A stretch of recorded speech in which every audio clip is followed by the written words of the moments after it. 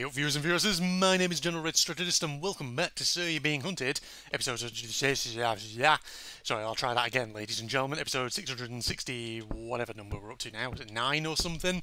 Or is it even 670? I don't know, I've already forgotten, even though I literally checked just before I started recording the video, because I was turning over in my head what I was going to talk about in this podcast style episode, and as a result completely distracted myself. It's been a long day though, ladies and gentlemen. As usual, it's an evening, it's actually a Friday evening, ladies and gents. And work, you know, has been quite, not busy, that's not the right word today, just, there's just been a lot going on, that's all, just in terms of, I know that immediately sounds like basically the definition of busy, but I've spent actually most of today pretty much writing out a document for a future iteration of a course that I oversee. And you know what, I'm going to talk about that because it's a bit history related, and you know me, I love my history and all that, so I think it is kind of interesting, and those of you who are also into a bit of history might well be interested in this as well. But there's also other stuff actually I've been doing today which has been quite interesting too, work related and all that. But no, actually sticking with what I was mentioning a moment ago, so the history related thing, basically on one of the courses that I oversee at the moment, we've been designing a sort of bit of kind of like a field trip sort of thing into it. I mean, that's not what we call it. We have a slightly more, you know, formal name for it that doesn't just make it sound like some sort of thing that you do in high school or something. It's basically a kind of an assessment activity that is actually done on location in a specific place rather than just on our usual site. So it requires, you know, the whole cohort of people on the course to actually go somewhere. And part of that will involve, you know, members of staff from my department who are assigned to it to actually, for example, give certain briefings. Because the thing is, the way it's going to work is, the places we're going to go to, there's going to be a number of locations within those that we visit, and at each one, at least one of the students who will be on the course will be giving a presentation on a certain question, and the role of the tutors from my department will basically be giving a bit of historical context at each location, basically acting as sort of academic overglorified tour guides, kind of. And so earlier today I was actually writing one of the guidance documents that my colleagues will use in preparation for one of those locations.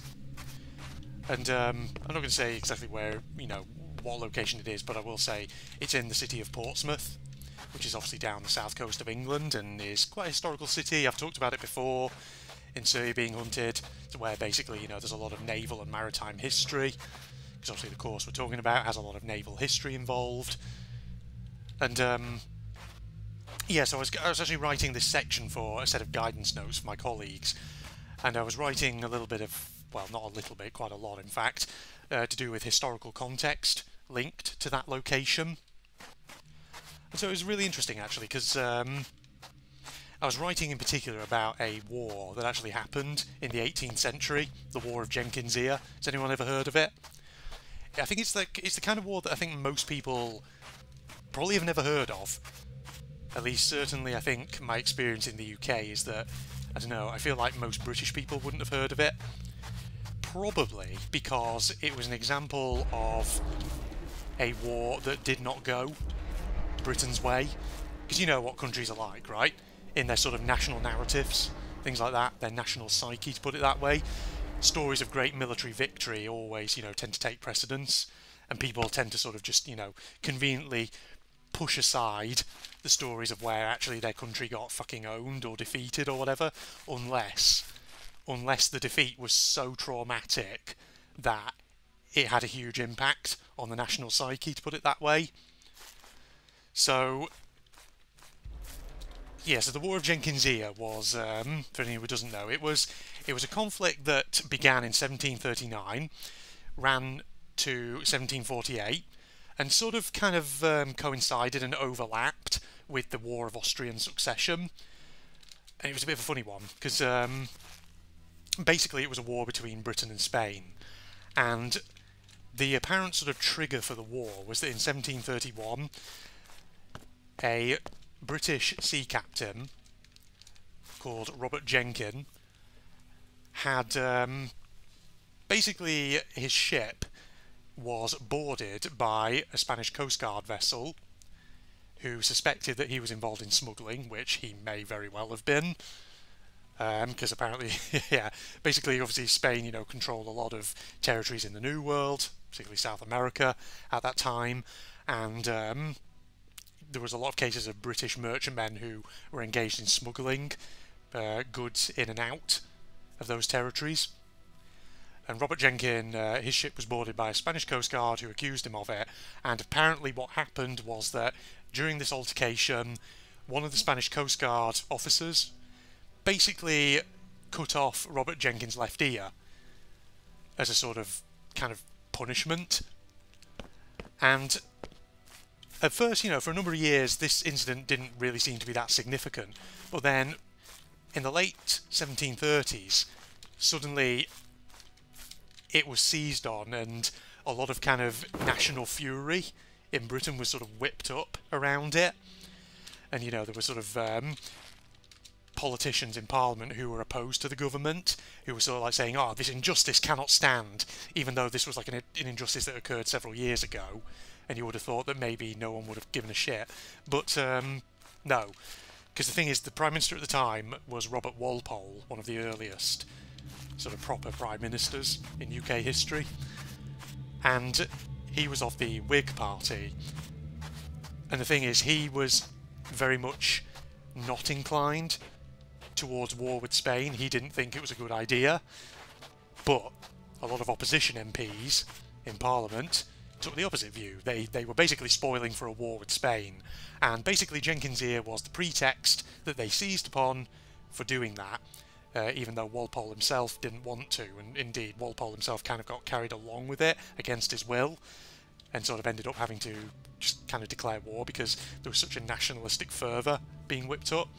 But what's kind of interesting is if you read history books about it, a lot of people sort of say that, okay, yes, Jenkin's ear seemed to be the kind of the nominal cause that was cited for going to war, but actually there's also a lot of kind of underhanded dealings in that the South Sea Company, which had a lot of trading interests in sort of the New World, and particularly in the Caribbean, was kind of perhaps lobbying a lot of parliamentarians, because it had sort of strong links with the political class, was maybe kind of pushing a bit for, a conflict with Spain to try and gain more favourable trading rights. So there's a whole sort of undercurrent to this war, which makes it suddenly a lot seedier.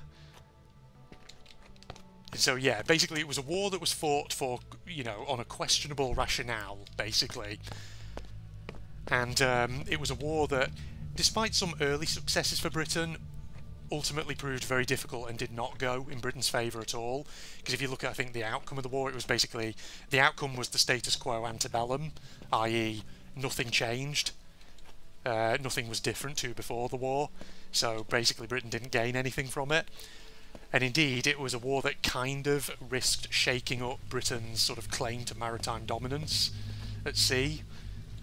Because essentially, basically what sort of happened was there were British fleets who were sent out to the New World. There was one under an Admiral Vernon, as he was called, Edward Vernon, which, had some initial success in an attack on Portobello, did really well. But then it went to, and I'm probably going to butcher the pronunciation here, Cartagena de Indias, and tried to lay siege to that city, and it did not go well at all, because basically the Spanish defences were a lot stronger than anticipated, and basically the British kind of amphibious assault in 1740 or whenever it was could not basically get over these defences, and so was forced under a Spanish counterattack to basically retreat to its ships, where they basically sat there for about a month with their supplies slowly dwindling and suffering from serious outbreaks of yellow fever, which kind of decimated the ranks, until eventually Admiral Vernon basically just had to lift the siege and sail away, having gained pretty much nothing from it. So there was that. And at the same time, a squadron of vessels under Commodore George Anson had set off again to sort of the South Americas with the aim of sort of sailing around Cape Horn, you know, the tip of South America, up into the Pacific, and then perhaps raiding and attacking Spanish possessions on sort of the, I guess the western seaboard of South America. And that was a whole disaster in its own right, because basically, due to poor organisation and mobilisation, their squadron set out later than it should have, meaning that by the time they got to Cape Horn, it was winter. And basically, yeah, if you don't know anything about Cape Horn, about sort of the Tierra del Fuego, the sort of the oceans around the southern tip of Latin America, basically the weather there can be frighteningly horrible and dangerous, especially if you're in a wooden sailing ship. So basically they tried to sort of round Cape Horn when it was terrible weather, and one of their ships, the Wager, was lost because basically it got separated. And the thing is, the HMS Wager, the story of that is incredible. I think I may have already mentioned, I actually read a book about it not too long ago. Basically, a lot of its crew got basically shipwrecked on on just a remote island, and incredibly, quite a few of them did actually eventually manage to get off. But it's quite a tale, that. There is a book, it's literally just called The Wager, which basically tells the story, and it is quite gripping. So the Wager obviously got lost. Two of the other ships in the in Anson's squadron, the Pearl and the Severn, basically had to turn back. And by the time the remainder of his squadron basically got around Cape Horn and up towards, I think it was the Juan Fernandez Islands, off the coast of Chile, they basically had been, you know, their crews had been pretty much decimated by scurvy, by hunger, by just exposure to the cold and the severe weather. And so basically they were in no real position to try and fight, which Anson still tried to make them fight, but didn't really get anywhere with it. And eventually they just had to sort of try and circumnavigate the globe back on the way home. So that didn't turn out very well either. And so there was a period where British maritime power looked like it was in a very precarious state.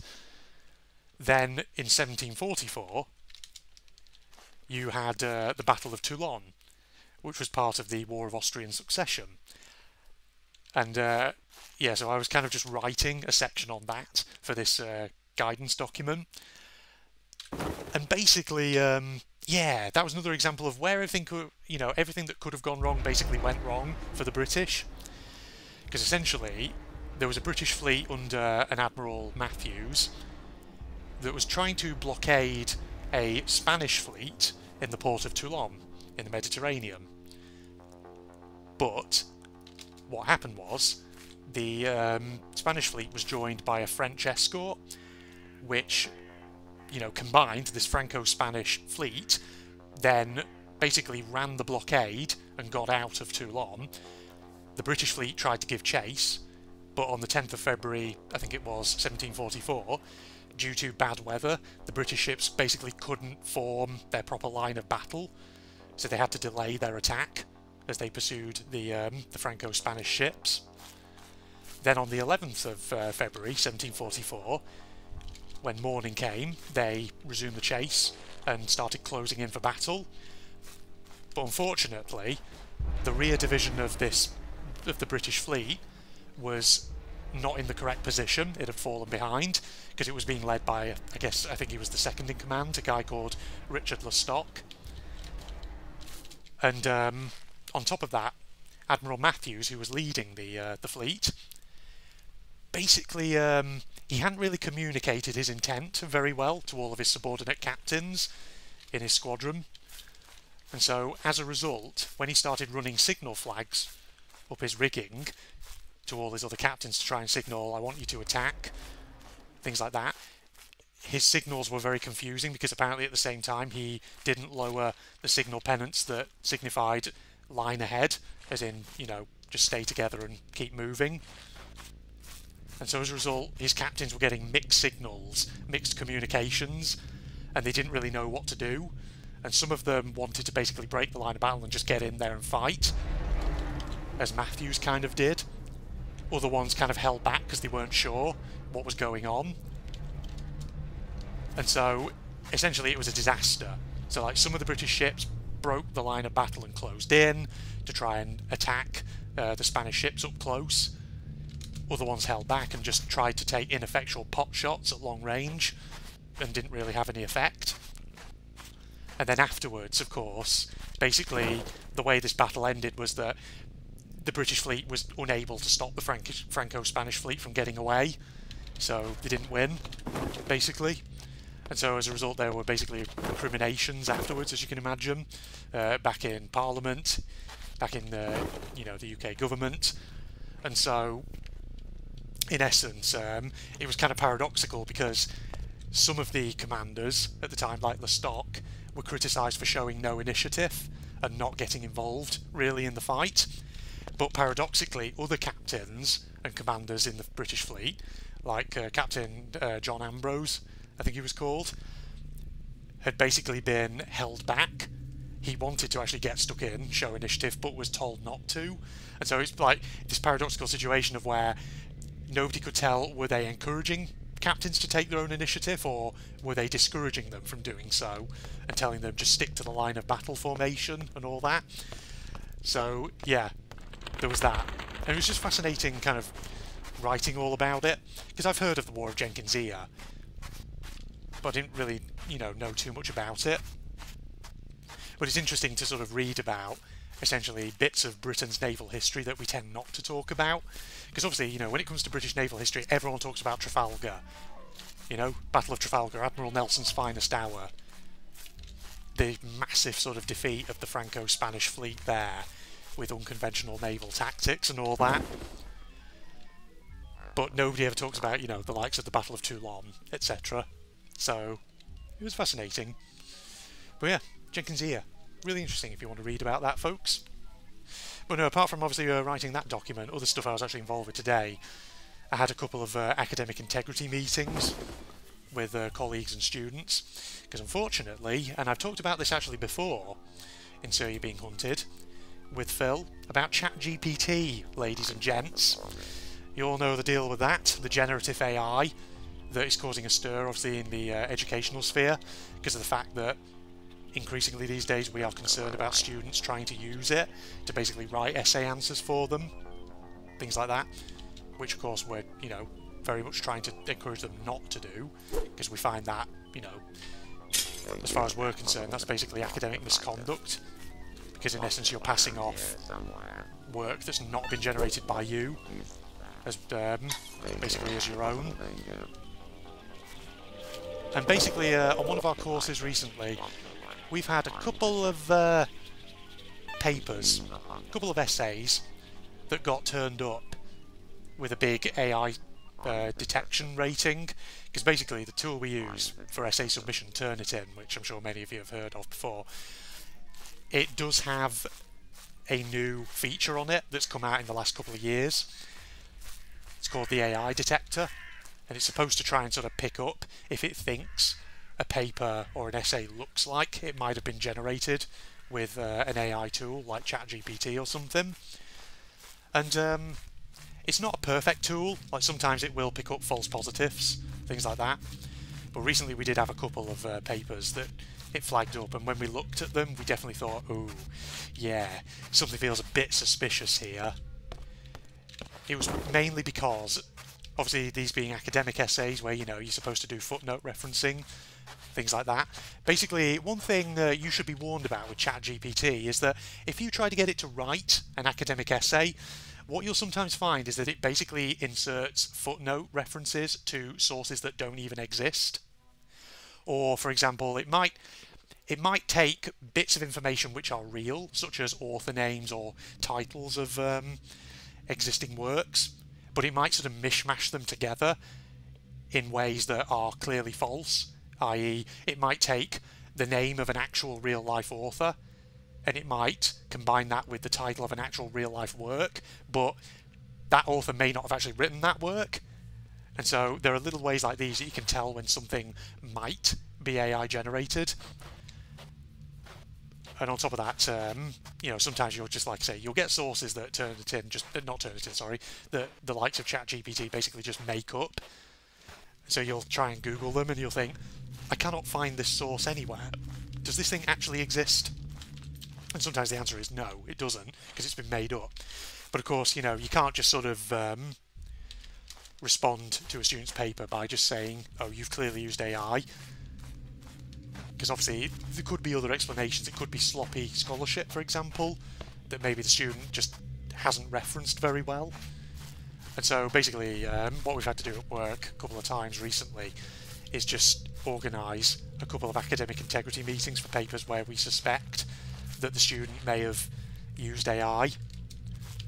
And it's been interesting because in both cases the students have actually admitted that they did. One of them was interesting though because the student actually admitted that they had used AI, but they hadn't done so with the intent to deceive. They'd basically they just tried to use the AI to help them sort of figure out an appropriate structure for the essay and to try and sort of maybe condense some of what they had written. But the problem is that even though that's, you know, not, it's an innocent use of AI in the sense of, you know, you're not sort of just trying to get the AI to write your essay for you, but still it was kind of crossing the line because, like I say, if you're trying to get something like ChatGPT to condense your writing down or give you ideas for how you might be able to express things you've written in a more succinct manner, well, the danger there is that yes, you're basically sort of getting ChatGPT to write bits of your essay for you. And so, yeah, we kind of had to sort of flag that up. So, yeah, bit more information about ChatGPT, ladies and gentlemen. If you're a student, please don't, you know, try to use ChatGPT to write even just bits of your essay for you.